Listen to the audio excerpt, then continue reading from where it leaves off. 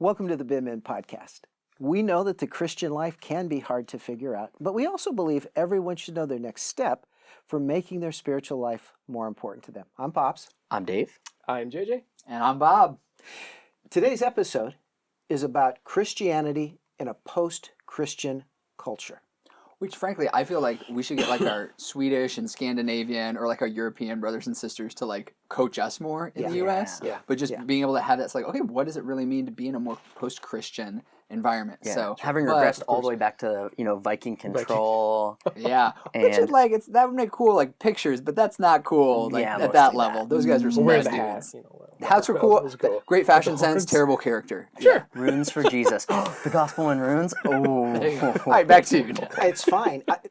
Why don't we start out? Pops Odin's son. Cut teeth. Keep us rolling. Yeah, Joseph, why don't you define for the listeners what we mean by post-Christian culture? Sure.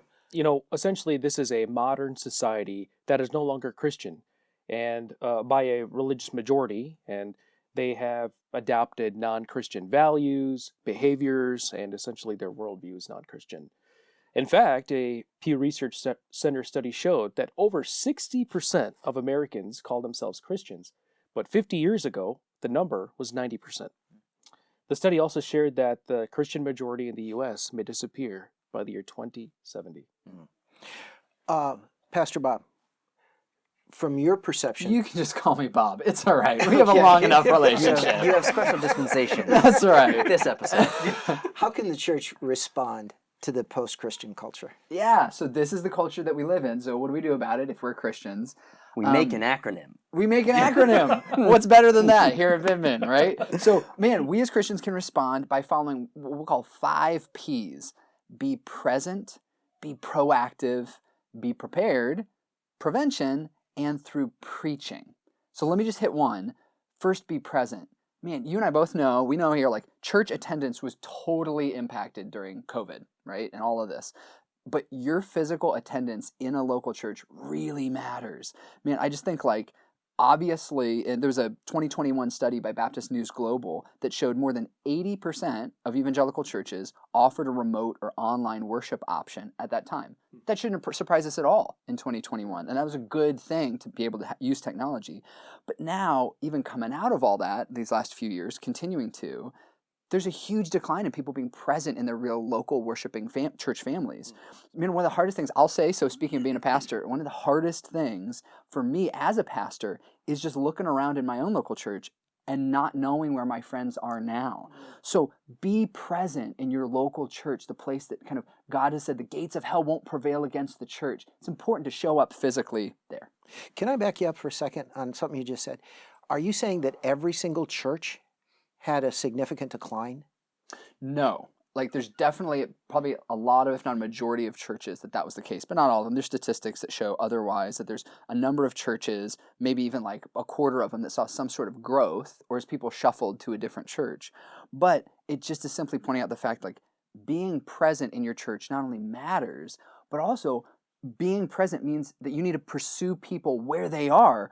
Don't wait for your friends, your neighbors, your coworkers, your buddies to come through your church doors, right? So use whatever's at your disposal. I think of our methods of evangelism episode we just did, whether it's digitally or face-to-face, to be able to create opportunities to engage with people who maybe they'd never come to a church, or maybe they were going to a church, but there's reasons why they're not doing that now. Gotcha. Thanks for clearing that up. Dave, can you cover the second P, the proactive piece? Yeah, absolutely. So this would be an exhortation for Christians to be proactive, especially in the narrative and especially in the gospel sharing, in evangelism, not reactive. You look at our sort of current sociocultural milieu, you look at media, you look at the discourse going on, and people want answers, right? I mean, people are Googling things constantly and searching and asking Siri, what about this, what about that? So when I mean be proactive, I don't just mean like culturally, let's carry a certain agenda or overly politicize something. It's not what I'm alluding to. We want to begin a conversation where, as Pops has said, always growing up, we want to shed more light than heat. So, I'm thinking about your example. COVID, yes, had a massive impact, but if nothing else, it really spurred on this new desire for people to search and find community. And that's why I think, yeah, amidst some of the impacts about in-person attendance, it's also driven a huge sort of like exploration into truth seeking and into finding themselves into a church. So us taking a more proactive stance means we're equipping ourselves, we're engaging with the conversation, open-handedly trying to, not just rail against something with an agenda, but to have an open dialogue about it. Can I interrupt you for a second? Because the one thing that you said to me a week ago when we were having a conversation about putting together this particular episode, I love this. You need to be great. You need to be truthful, but you also need to be gracious. Well, yeah, I mean, it's just like Jesus' example, right? I mean, yes, he quoted the whip, flipped tables, but like, that wasn't how he was always delivering the truth, right? Yes. It was always through love and service. And oftentimes those miracles are followed immediately after by salvation. So similarly, whether you're at the grocery store and bump into somebody from college and want to have a chat, or somebody reaches out to you on Facebook, or sending an email to a friend, or you're getting down and dirty on the pickleball court and just slamming dinker after dinker. Sorry, dude, just crushing your hope and soul. Yeah, I am And not then good at you're pickleball witnessing- at all. No. But instead of inciting conflict or coming in all riled, like I just think of so many anecdotes where it is very clear that somebody just wants to rail against something or an agenda or make a point. And it's like, but here's this one nugget of statistic and that one nugget of statistic, as if that's going to like cohesively create an entire worldview, right? So we're not going in that way. We're going in Grace and yes, truth. truthfully, but if that isn't ensconced in grace, then we're missing the mark. Yeah. Because nobody's going to be converted by your stats on the spot. I love that. Joseph, talk to us about the preparation and prevention P's of this. Yeah. So preparation involves soul care, discipleship, and the spiritual disciplines. I don't know who said this, but just as Rome wasn't built in a day, it also wasn't torn down in a day. Yeah. Was that you? I thought it was you. It was my bad. It was my Ignore him. He takes credit for everything. Yes. So basically what I'm trying to say is reinforce your faith through active participation in your local church, daily prayer, and practicing the spiritual disciplines. So that is preparation. And then prevention. So us as believers, we have to prevent our spiritual drift into the post-Christian culture. And how can we do that? Serve in your church, join a small group, interact with Christian media online. Wink, wink, Binmin. Hey! Share Christian resources with people who are searching. Help to dethrone politics and truly embrace the gospel. Yeah, amen. Bob, the final P. How do we respond to post-Christian culture through preaching? We talk about preaching, you may immediately be thinking about pastors or preachers in a church. But we're going to turn this on our head, because the fact is that you are a preacher, right? And you and I need to preach to ourselves daily. What are we going to preach? The gospel. So I think we have mentioned this before, and when it comes to preaching the gospel to ourselves daily, there's a wonderful book by Milton Vincent called A Gospel Primer, or A Gospel Primer, and there's a bunch of different ways that we can preach that gospel to ourselves, to our lives every day, what God has done through us, for us, through Jesus.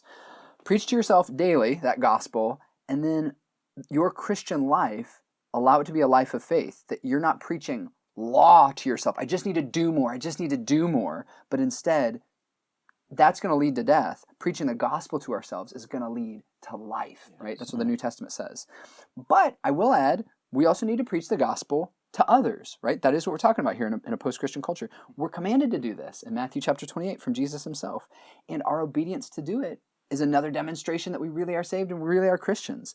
But preaching shows that we love the people around us as much as we love ourselves. So, just as a last note on this, talking about post-Christian culture, I want us to realize as Christians that there's a positive side to being in a post-Christian moment. And that is, we just get to realize more clearly that we don't have to be in a majority. We're exiles, right? That's what 1 Peter talks about. And that's always been true of Christians. We're pilgrims. We're on a journey. This earth in itself is not our home. God has used us to be even a minority voice to speak into a watching world so they can know about his salvation. It's always been true of Christians, but that's why we need to prepare, and that's what we need to preach to ourselves, so it will flow out and we can see transformation happen in people's lives and in communities. That really preaches well. Yeah. That's great. Well, Dave, we come to that portion of the podcast, the so what portion. Can you tell us what the future holds and what are we supposed to do about it as Christians? Why, yes. Tell us about the Yeah, what does the future hold? Here's your crystal ball. Okay, maybe I didn't phrase it well. Invest in stocks now. If nothing else, my encouragement would be enter this conversation with a perspective that is on the long game. There's a book by Matthew Continetti called The Right, and there's a bunch of great research in there, but I think if you look at, even just as an example, the modern sort of conservative movement, it took centuries to develop and land where it even was 70 years ago when there was a majority of people identifying as Christians, as an example. Similarly, most monolithic sociocultural movements took long amounts of time, like moved at a glacial pace. You can even see now what's even happening in the getting global there. south. amongst the Yeah, faith. absolutely. Absolutely. Of things that may have been initiated 250 years ago. So maybe as encouragement, Christianity still has time to turn it around and get it back on the right railroad tracks. And that's why we're giving these encouragements and about engagement and amidst the conversation of evangelism. But as a reminder, going out into the public discourse and making arguments like from the authority of the Bible, that's an argument from authority. If somebody across the table from you doesn't even believe in the Bible or its authority, that's moot. So that's not going to compel people in the public discourse. However, the love of Christ, prayerfulness of Christians and Christ's church, exemplifying the salvific work Christ did on the cross, the impactful work of the Holy Spirit being made manifest in this world, those still remain the world's greatest truths, and is another huge reason why Christians, ought to engage with apologetics. Because, if nothing else, they're just resources to help with your faith as you engage with the public discourse that we're driving at. That's great. That's great. All right, Bob, give us a call to action. What's our next step? Yeah, what's your next step? Get a daily dose of the gospel. So that's where we want all this to start. Like, if you look at all around us, this is a huge topic, being in a post-Christian kind of world or kind of country, nation, city. But let this start with you. So I need to do the same thing. Start small and start with yourself. Remind yourself of your identity. Remind yourself of your purpose through the gospel, right? You're a child of God. You live to glorify God because of what Jesus has done for you. And then when you've built up that awareness through reminding yourself of the gospel, you'll be able to withstand the outside pressure around you. And you'll even be able to speak words to others in the midst of it. So get a daily dose of the gospel, and that'll help you dethrone politics. That'll help me just avoid soaking in entertainment, because the gospel is going to change us as well as leading to the human flourishing of the culture around us. So let us know what that looked like for you, getting your daily dose of the gospel. Share with us in the comments, share with us on our socials, because it is great when we get to hear from you. That's great. Great episode, you guys. Thank you for joining us for this episode of the Binmin podcast, where we believe that everyone should know the next step for making their spiritual life more important to them. Binmin is a resource ministry that's dedicated to helping you discover that next step. Yeah, that's right. So head on over to binmin.org, where you can check out the show notes for this episode. You can check out other episodes. You can read the blogs. There's also a really great resource called the newsletter. And if you put your electronic mail address into there, you'll probably get the best distillation of what's happening in the ministry, additional resources, sneak peeks into episodes, things coming down the chute. I'd strongly recommend it. And not just because Bob threatened to beat me up if I didn't encourage you to sign up for the newsletter. Social media is also a great way. If you follow there, we have a great team managing the social media and engaging, putting out content that is hopefully relevant and engaging. And if not, give us that feedback as well. Be sure to thumbs up and subscribe and like and all the stuff here on YouTube if that's where you're watching it, because it really does help us in discoverability and in broadening the reach of Binmin overall. So thank you for engaging here with this episode. Look forward to the next one, and God bless.